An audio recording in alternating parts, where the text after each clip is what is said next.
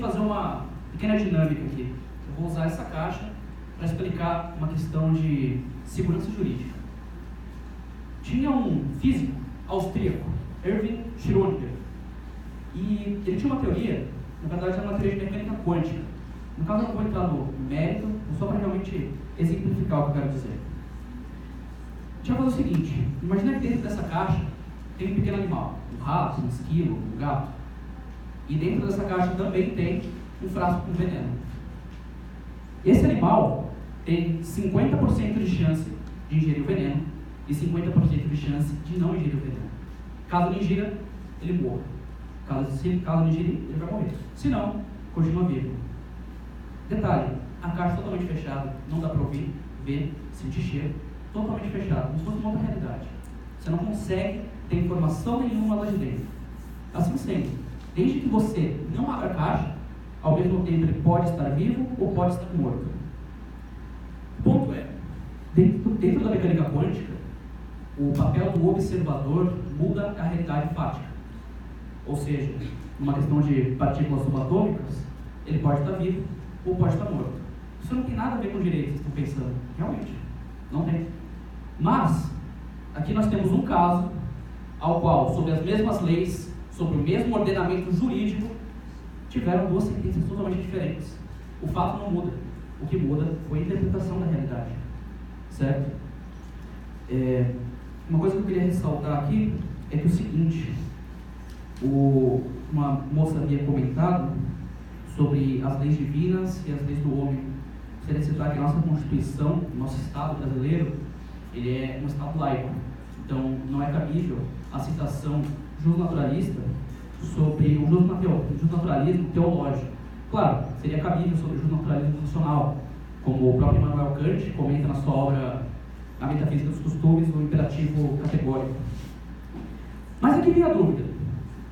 Mesmo que não fosse laico, que fosse permitido dar uma sentença e julgar em cima das leis de Deus. Aí eu pergunto, o Deus de quem? O meu Deus? O seu Deus? Se, só um ponto de história, o principal Deus do panteão norte, Odin, ele, em alguns festivais, as seitas que cultuavam a ele exigiam que fossem sacrificados animais, enforcados, em algumas circunstâncias até pessoas. Agora, se o Estado brasileiro é laico, não tem nexo de estar citando isso. Uma outra coisa importante sobre o Estado brasileiro é o seguinte, eu vou até pegar aqui a citação da Constituição Federal. O Estado brasileiro, ele é obcecado, realmente obcecado com a igualdade. Então, no próprio artigo 5º da Constituição, o texto fala: todos são iguais perante a lei. E continua: sem distinção de qualquer natureza. Pô, acabou de falar que é igual, e entra de novo na distinção. Garantindo-se aos brasileiros e aos estrangeiros residentes no país a inviolabilidade do direito à vida, à liberdade, à igualdade, novamente, à segurança e à propriedade nos termos seguintes. E não para. Inciso 1º. Homens e mulheres são iguais de direitos. Agora, voltando. Se a gente fosse julgar o caso sob a moralidade de cada um, quem me garante que o juiz da comarca A não vai ter uma religião diferente do juiz da comarca B, e por conta dos seus caracteres morais, da forma com que ele foi criado, ele não vai dar uma sentença diferente? Cadê a segurança jurídica? Hoje em dia, quando você entra com uma ação aqui no Brasil, você vai até o escritório e você chega no advogado, mostra tudo certinho que ele pede, e você fala: doutor, quais são as minhas chances de ganhar? Ele olha para você e fala: depende. Porque a gente não tem uma segurança jurídica.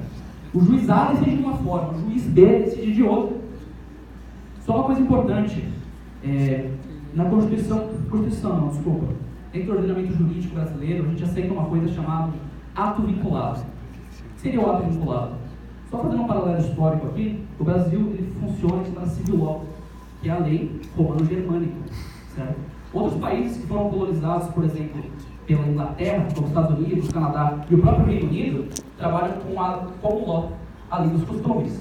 Ou seja, decisões são tomadas com base no que foi tomado anteriormente. quando há muitos casos, mas realmente muitos casos a serem julgados, é utilizado o ato vinculado, que está plantivado em lei.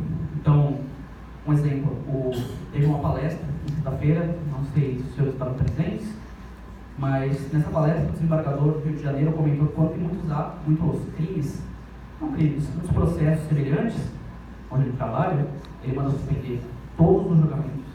Ele sempre fala, a gente vai resolver isso. Com base nesse, vamos resolver demais. Daí vem a questão, isso está embasado na moralidade do juiz? Eu vou fazer do meu jeito e vocês vão seguir o que eu quero? De forma alguma.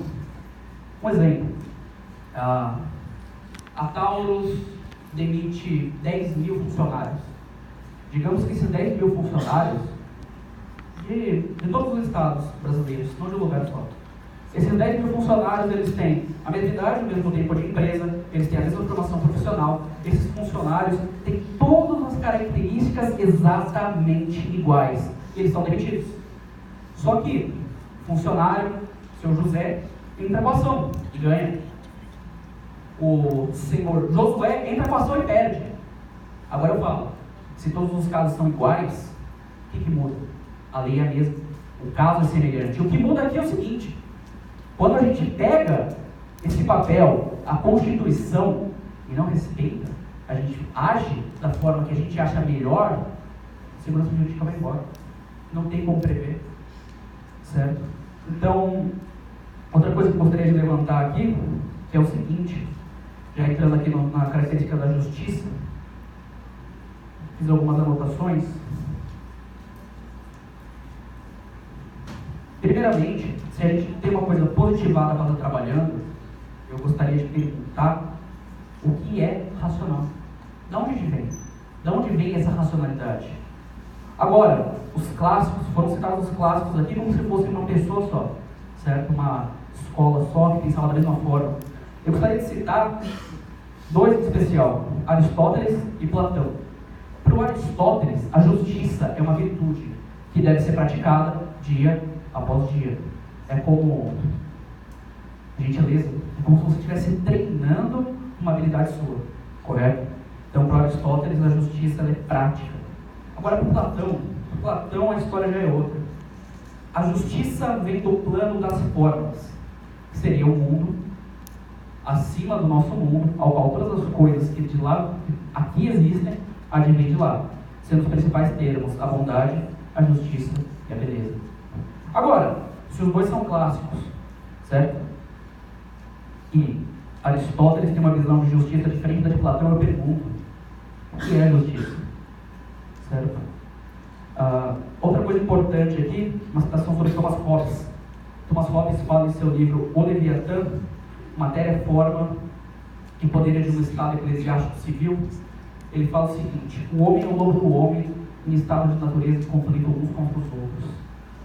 Só que é o seguinte, o direito natural de Thomas Hobbes, ele se constitui em o mais forte manda, é aquele que vai sobreviver, correto? O pacto social, se a gente for analisar, nada mais é do que uma positivação dos desejos intrínsecos de cada homem, certo? E o próprio Hobbes cita em sua obra, fazendo uma alusão à fera bíblica, o Leviatã, que de acordo com as escrituras é um animal gigantesco, imbatível, indestrutível e imortal. Ele faz essa referência ao Leviatã como se fosse um Estado. Por quê? O Estado é mais forte do que eu, do que você, e é mais forte do que todos nós juntos. Exatamente para, quando houver um conflito entre dois cidadãos, nenhum dos dois exercer força coercitiva acima do outro. Porque o Estado já exerce essa força. É incumbência do Estado manter a ordem. Não é incumbência do juiz. E eu levanto aqui novamente. O juiz, ele é instrumento única e exclusivamente de justiça. A lei está positivada. A gente está aqui para julgar, para ver se é procedente, para ver se cabe na legislação. A gente não está aqui para tirar da nossa cabeça o que a gente acha justo, certo e que deve ser aplicado. Por quê? Se é por isso que os senhores estão aqui, eu recomendo que os senhores vão para a política e saiam do judiciário, certo? Agora, eu gostaria de terminar com duas citações. A primeira citação é de Cícero, que fala: para que possamos ser livres, somos escravos das leis. E a segunda é de Diógenes: Se o corpo chamasse a alma perante a justiça, ele a convenceria facilmente de imagens de extração.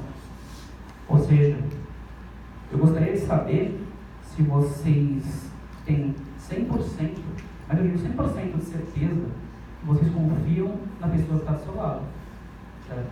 Gente, não é para olhar se a pessoa está armada não, viu? Fica tranquilo.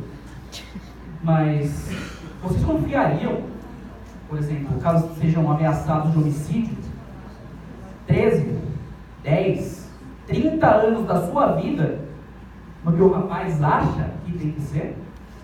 Claro, nós não fizemos a dosiometria da pena aqui, mas o nosso remalheno, talvez ele seja inocente, talvez ele não seja, a gente não está dizendo que ele é, está dizendo que não tem prova conclusiva. Agora, se os senhores estivessem na pele do remalheno, gostariam de deixar esses anos da sua vida na mão de uma pessoa para ela fazer o que ela acha que ela deve fazer com os senhores? Certo? Eu não confiaria. Realmente eu não tenho confiança suficiente para isso. E só para deixar bem claro, eu gostaria de fazer uma citação aqui a alguns filósofos. Se a gente não consegue falar o que é justiça, pelo menos vamos falar, né, o que é o homem. Thomas Hobbes fala que o homem é o lobo do homem em estado de natureza que é cada conflito. Jean-Jacques Rousseau fala que o homem é bom e a sociedade corrompe. John Locke fala que o homem nasce como uma folha em branco. Friedrich Nietzsche, ele comenta que o homem é uma corda esticada entre o homem e o Übermensch, do alemão, o super-homem.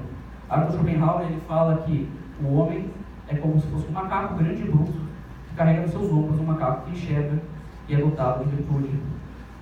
Maquiavel fala que o homem é mau, a menos que precise ser bom. E Aristóteles, por fim, fala que o homem é um animal político. O papel do judiciário, como já dizia Montesquieu, é unicamente de julgar. O legislativo legisla, o executivo executa. E cabe a nós somente julgar as leis. Certo? E gostaria de fazer um pedido para que os senhores se coloquem realmente no seu lugar. Porque o judiciário não é onde você faz o que acha que deve fazer na sua cabeça. Correto? E gostaria de agradecer. Boa noite a todos.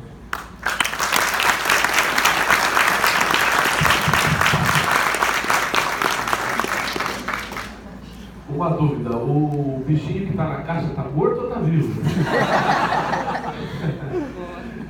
Com a palavra agora, os justnaturalistas, que foram chamados de julgadores que decidem de acordo com a sua cabeça e não de acordo com a lei. Que decidiram de acordo com o que acham conveniente, não de acordo com o que está certo.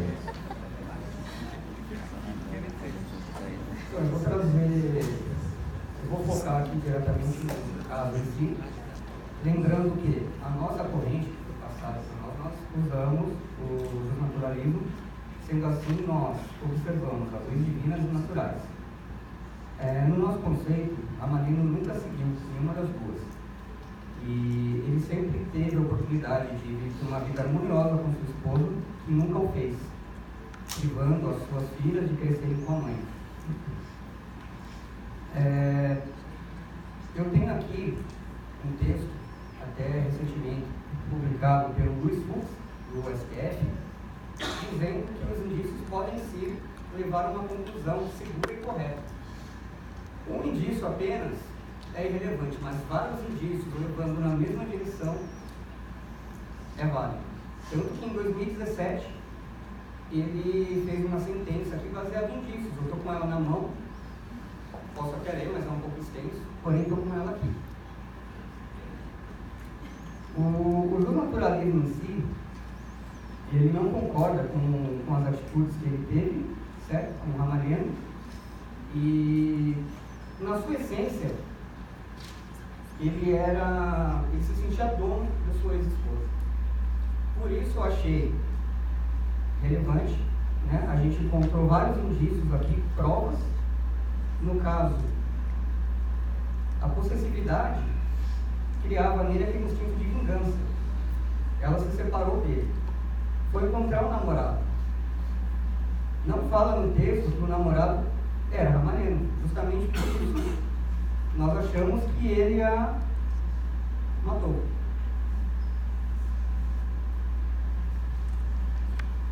Outro fato relevante, agora eu vou fazer uma dinâmica aqui, se o professor me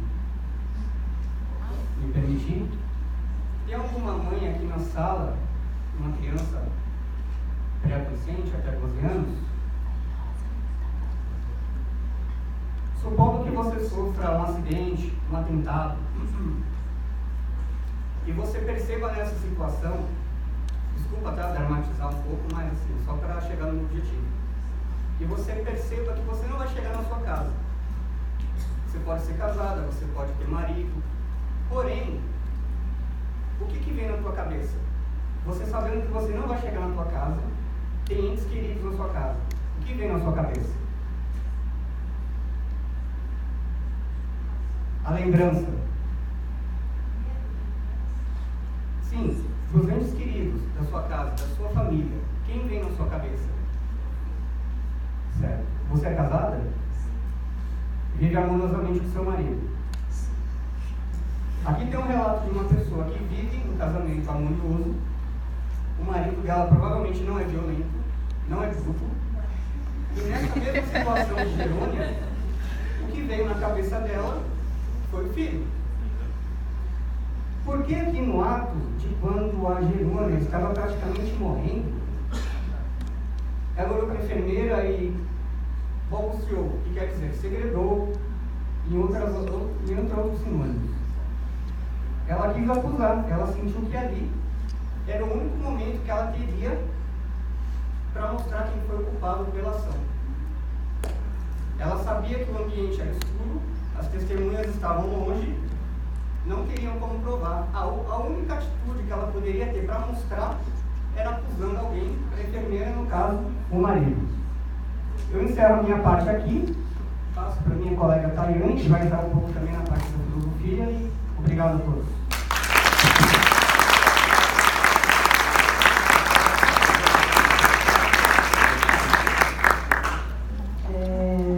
Com base em teoria do Thomas Hobbes, o estado de natureza não é para nos convencer que o fato não existiu, e sim para nos mostrar a ausência de um estado coator, forte e capaz de estabelecer a ordem, levaria à barbarie, condição ou estado de selvageria, que era o caso que a Jerônia sofria.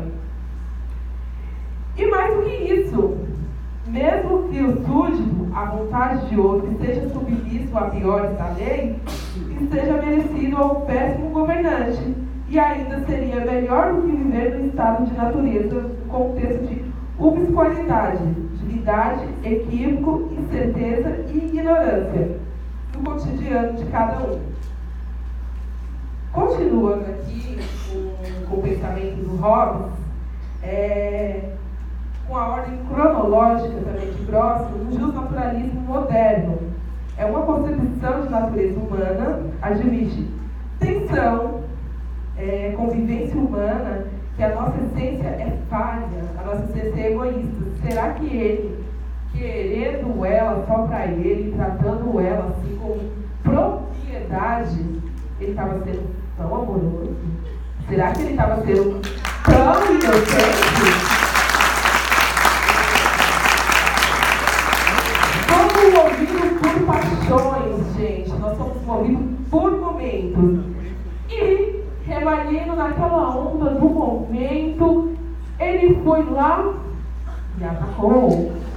Mas os meus colegas falam que não tem provas concretas, que usou o indúbio pro réu.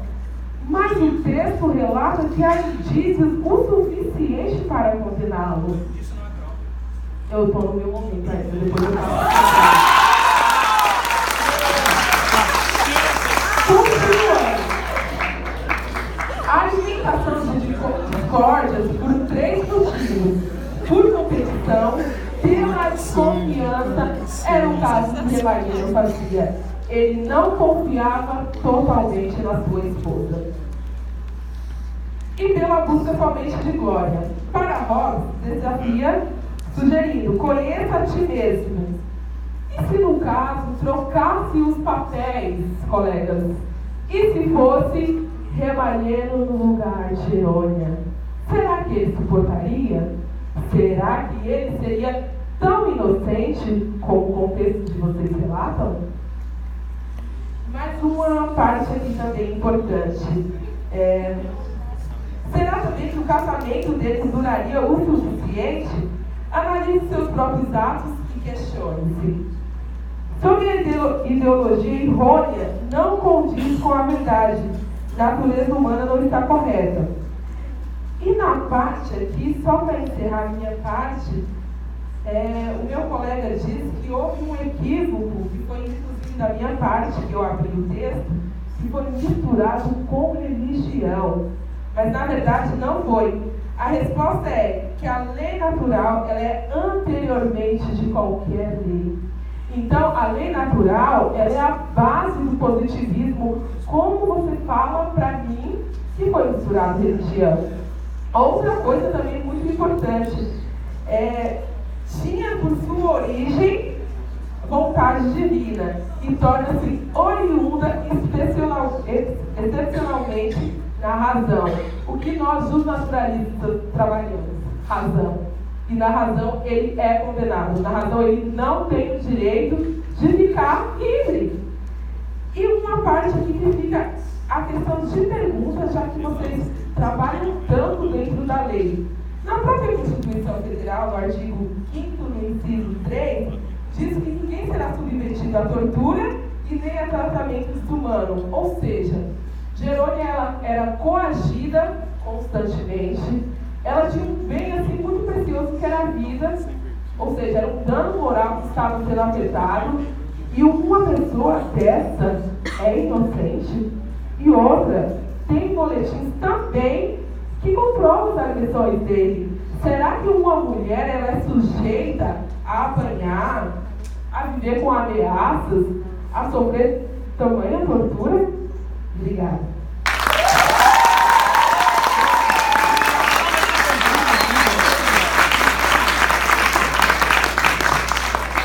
Uma pergunta para o público também.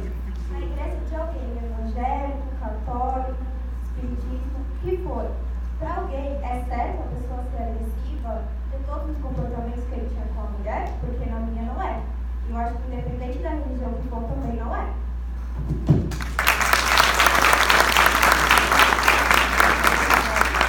Se o meu colega Luiz continuar, eu gostaria de fazer uma citação. Não, vocês têm a réplica agora. Sem perder. Eu gostaria de pedir que você lesse Levítico, certo? O Velho Testamento está cheio. Bom, vamos lá. Eu estou confuso, na verdade. Porque uma hora nossos colegas começam a explanar sobre o naturalismo, mas eu não entendi se eles falaram. Primeiro eles falaram cosmológico, aí eles falaram depois teológico, depois populacional. E aí eles me fazem uma sentença com base no teológico e agora fala de indícios para julgar como racional. Eu não estou entendendo, eu estou confuso. Então, sobre indícios, vamos lá, a gente conversou sobre indícios e sobre provas também. Tem um conceito muito errado de prova. A gente tem prova no sentido formal, que é o sentido do povão, e tem prova em sentido material, né? Que é quando no processo penal nós temos essa prova confrontada pela defesa e pela acusação. Então dizer que há provas, que esses indícios são provas, eu acho errôneo, porque o texto ele não dá abertura de dizer se essas provas foram confrontadas ou não. Já começa por aí. Os indícios, não discordamos também que eles podem condenar. Inclusive, não falamos isso em nenhum momento. Desde que eles sejam plúrios, concordes e incriminadores. Como aconteceu no caso Nardoni. É um bom exemplo. Lá realmente nós tínhamos indícios, você tinha a rede que estava grudada no corpo do Alexandre, tinha traços de rede, você tinha o pescoço da menina, tudo isso levava realmente a crer e levou ao julgamento dele. Agora, por um texto, pelo nosso caso, onde o texto é bem aberto, será que é certo punir o remaneno por conta disso, sem saber realmente se foi ele o roubado? Então fica a pergunta. O Estado é laico o Gabriel já falou sobre isso, né? Agora, o ônus da prova, né, falou que o remalheno não provou que não foi ele. Mas no processo penal e na nossa Constituição, o ônus da prova é de quem alega, gente. Quem alega é que tem que provar. E não, senão a gente teria um estado de vitória. Né? Simplesmente chegar, ó, você é culpado por isso, prova que não foi você. É muito fácil dessa forma condenar quem quiser. Né? A gente tem um tribunal de exceção que, inclusive, é proibido pela nossa Constituição. Então fica a pergunta de qual justnaturalismo vocês estão falando e qual a fundamentação de vocês está no teológico, no racional ou no cosmológico? Muito obrigado.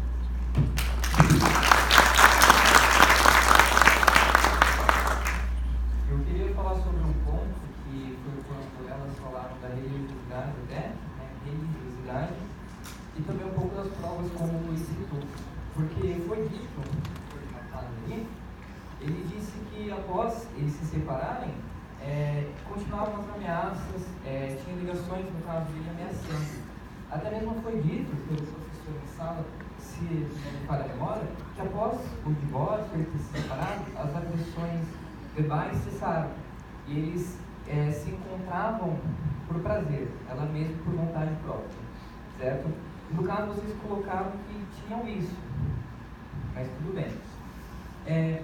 No caso, ela também colocou se fosse, qual seria a nossa decisão, você, Marina, se fosse ao contrário, né? No caso, se fosse a mulher que assassinou o homem. Aqui nós somos o positivismo jurídico, nós aplicamos a lei.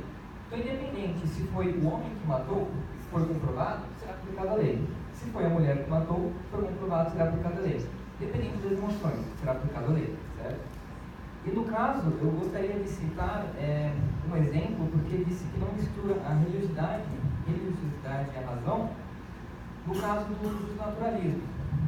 Eu gostaria de citar um caso que foi de um juiz, né, que é o senhor juiz Jerônimo Pedro Vilas Boas, que no caso ele impediu um casamento gay, porque na religião dele não permitia, e na própria razão dele, na religiosidade, não permitia aquilo. Ou seja, ele foi contra o princípio da dignidade da pessoa humana, ele foi contra o princípio da igualdade de todos perante a lei, que está escrito na nossa Constituição Federal. No caso, eu pergunto, é certo um juiz, acerca do justnaturalismo teológico, julgar um caso acerca da razão dele, e não do positivado, do que é positivado na lei? Ou seja, neste caso, eu pego para você, irmão.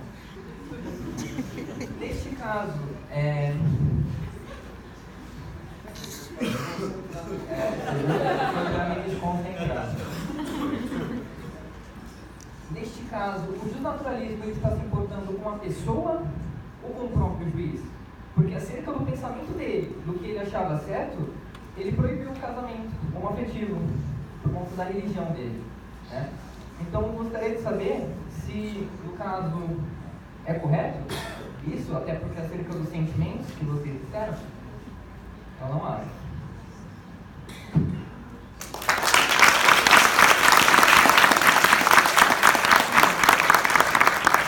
Se quiserem, tréplica.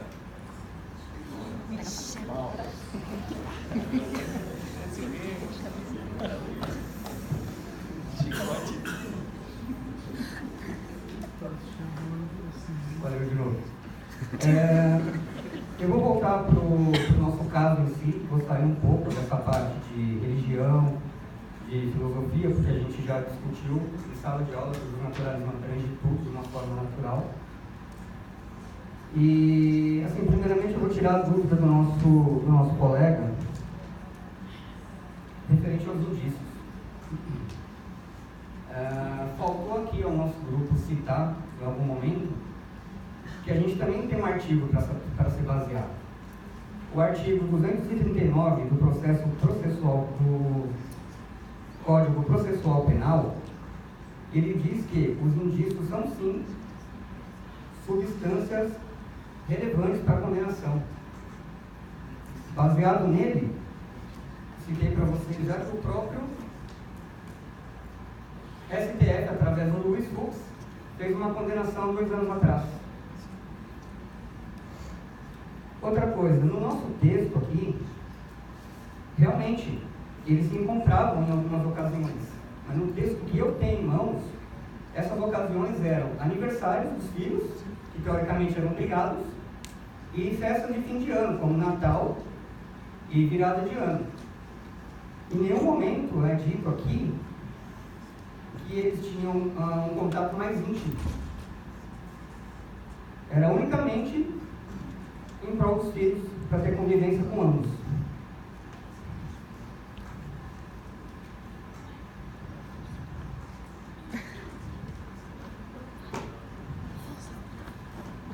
Olha só, vou passar para o meu colega Tayane.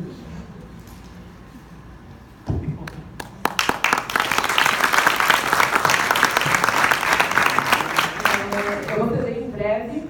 Em relação ao que meu colega citou, para eu ler Levíticos, eu sou justnaturalista, eu não sou religião. Então hoje eu estou julgando religião, não estou julgando Bíblia. E segundo o que o meu outro colega falou do juiz, que ele julgou com a questão do sentimento, ele dentro de um tribunal, ele foi a autoridade maior. Então ele faz como ele entende. Só que também isso não relata nos autos aqui.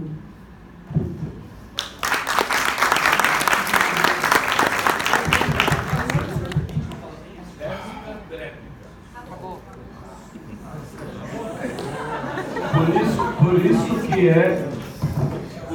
é importante esse aprendizado, para que você saiba que na sua fala você tem que aproveitar o máximo de tempo possível e explorar, inclusive, praticando algo em nível de subjeção, ou seja, já prevendo o que pode vir de lá de manifestação e já apresentando a sua manifestação de defesa.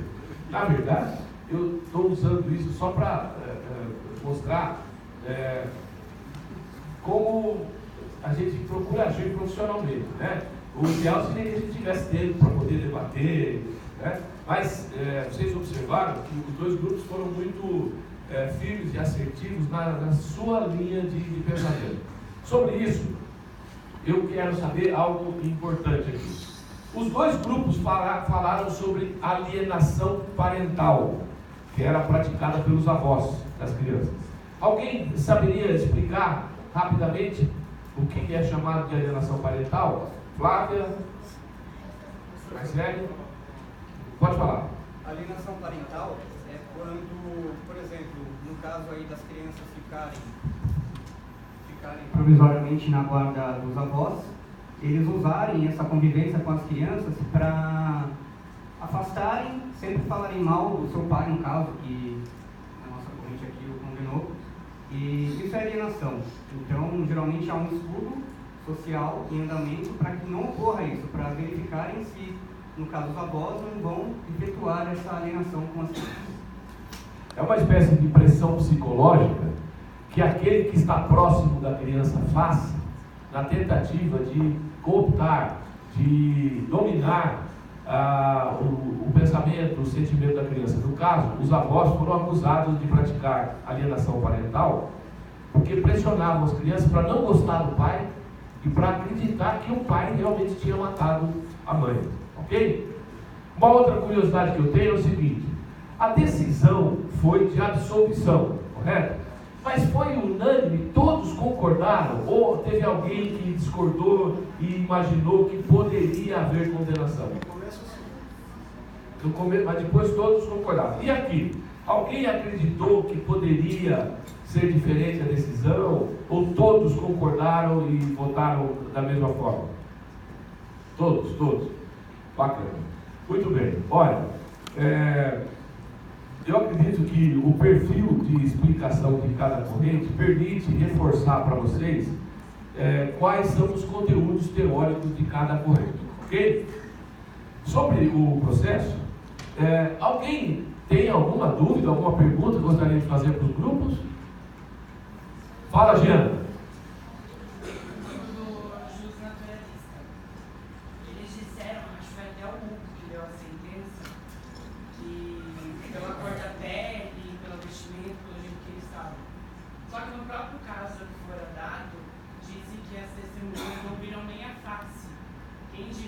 cor da pele do acusado. Isso gira um pouco do princípio da presunção da inocência. Em nenhum momento eles pensaram naquilo que o professor de penal estava falando, que é mais válido um culpado solto do que um inocente preso. Essa é a minha dúvida. Precisa.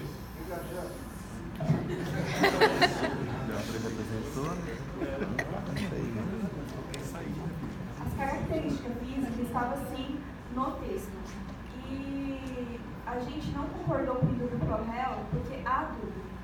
Seria muita coincidência o agressor ser igual ao marido, igual no sentido estatura física, cabelo rabo de cavalo, que não é comum entre os homens. Por esse motivo seria muita coincidência pelo histórico antes, né, de agressão, o boletim de ocorrência, a vítima falou antes de morrer o meu marido. Não tem nem como falar que ela delirou, porque no momento que ela se encontrava, o que ela procurava ali era fazer com que o seu agressor fosse culpado. Então, por esse motivo, não há indústria pro réu. Eu espero que o Janiquim não cometa crime. Bom, gente, olha. Vamos lá, gente, ó. Presta atenção.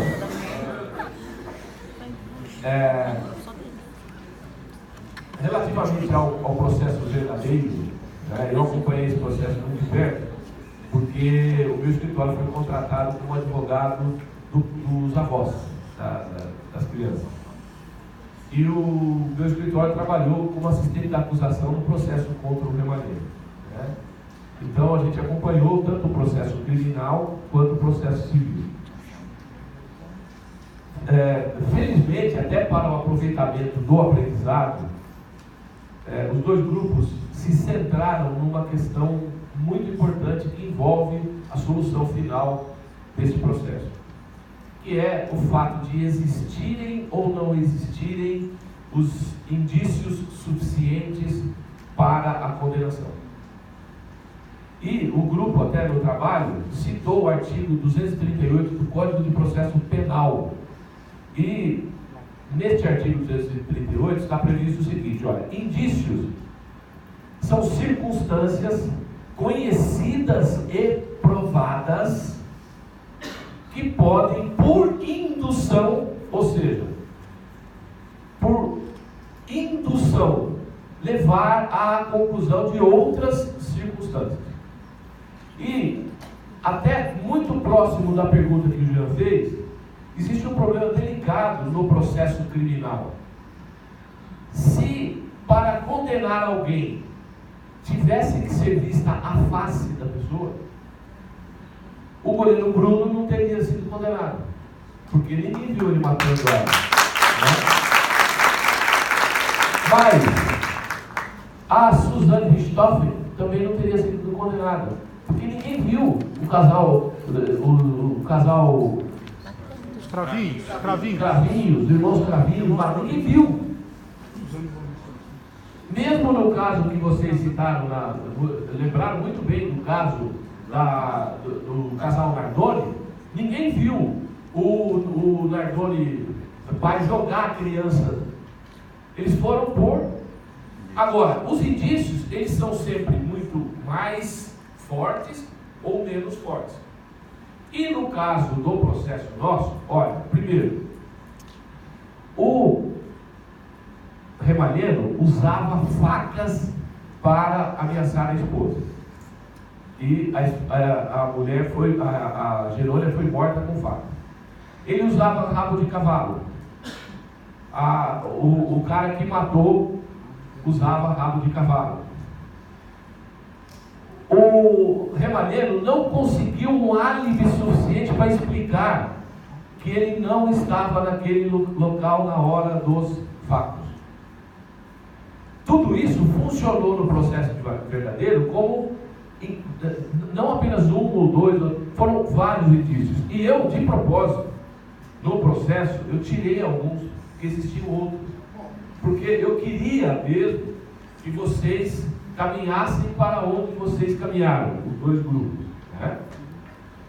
De qualquer forma, lembrem-se sempre disso.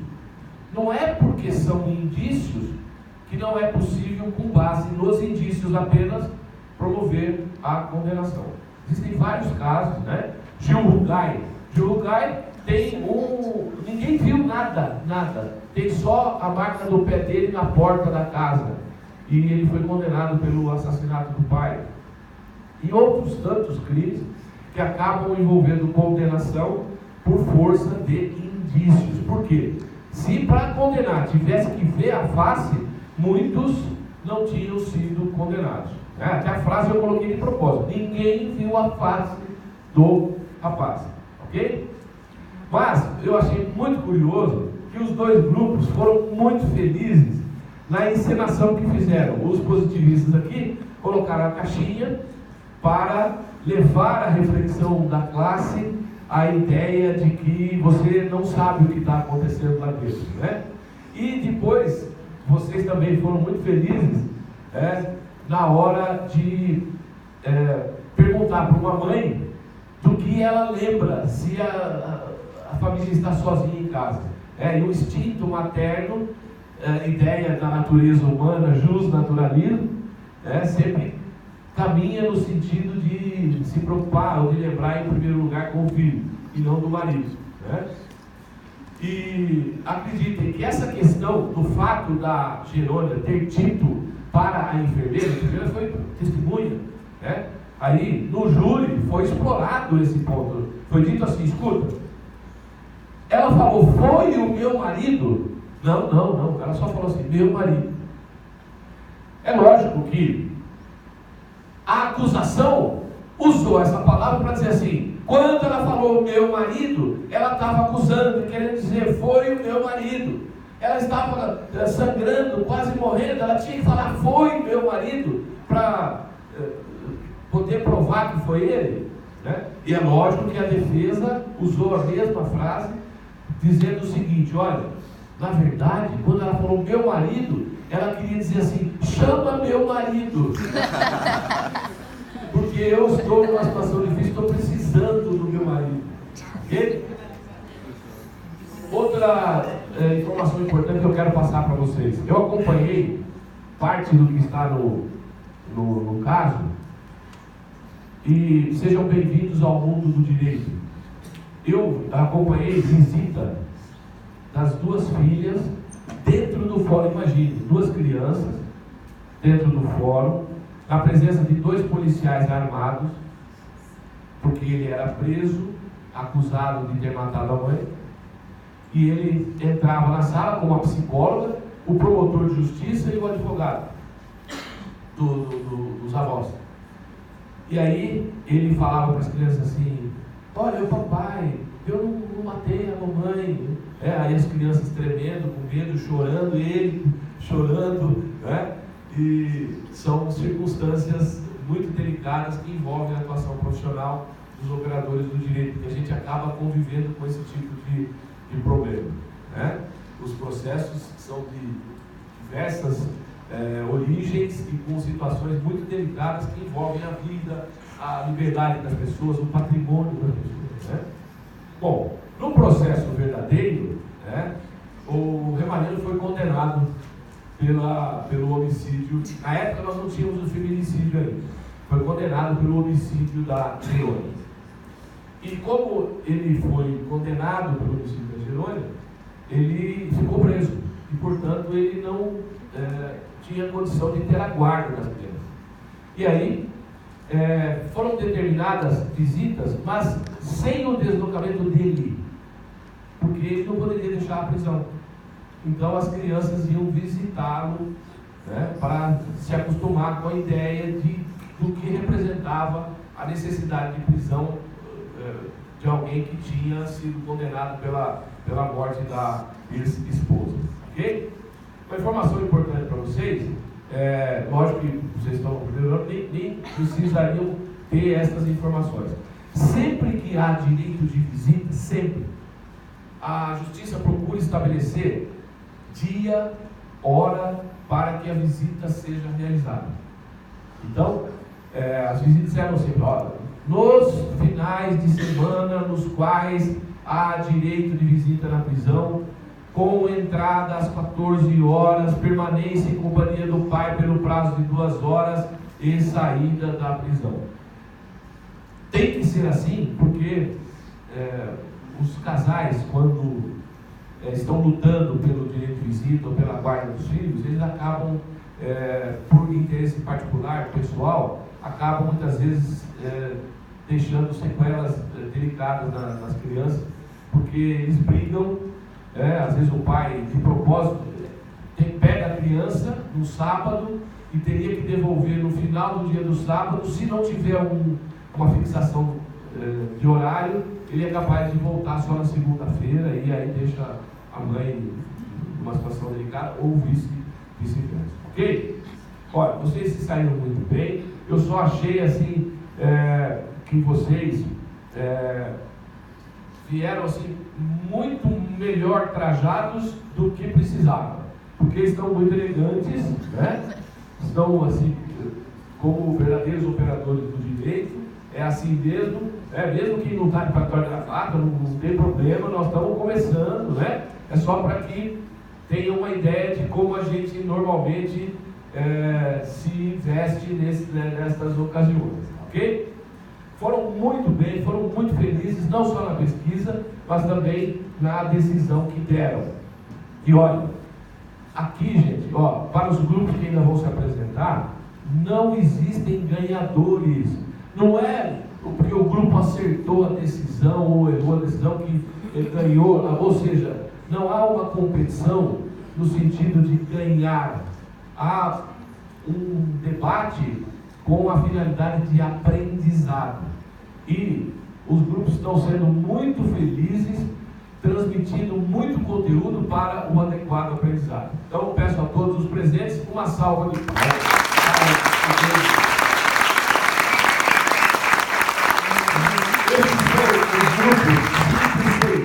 Então, na próxima terça-feira, aqui no auditório, nós teremos os grupos 7 e 8, e na última terça-feira, o grupo 9 e 10. E na outra terça-feira, nós teremos a nossa prova, ok? Que será baseada nos